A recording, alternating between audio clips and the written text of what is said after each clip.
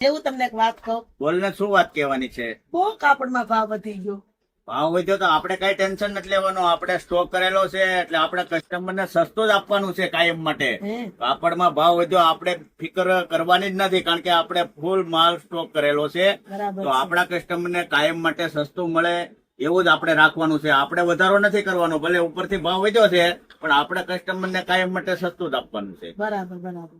કરિયાણાનો કેટલો ભાવ વધ્યો? કરિયાણાનો ભાવ વધ્યો તો આપણે ક્યાં ટેન્શન લેવાનું છે? મોદી સરકારે આપણને 1 વર્ષ સુધી ઘરેણું નહીં ખરીદવાનું ના પાડેલી છે, એટલે ઘરેણું નહીં લેવાનું આપણે.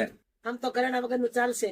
તારાય ના પાડે છે ને રિયાય ના પાડે છે, એટલે આપણે ચાલશે. આપણે ચલાવવું જ પડે. આપણા વડાપ્રધાન માન્ય નરેન્દ્રભાઈ મોદી એને આપણને કીધેલું છે કે 1 વર્ષ ઘરેણું નહીં ખરીદવાનું, એટલે આપણે કોઈ પણ ભારત દેશના કોઈ પણ નાગરિકને નહીં ખરીદવાનું.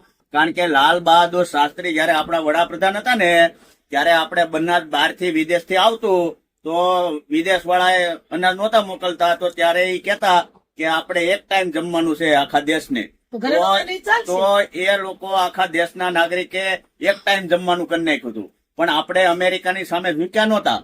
એટલે એ રીતે આપણે માન્ય વડાપ્રધાન નરેન્દ્રભાઈ મોદી કહે એમ આપણે ચાલવાનું છે. 1 વર્ષ ઘરેણું નહીં લઈએ તો શું ફરક પડી જવાનો? બરાબર છે.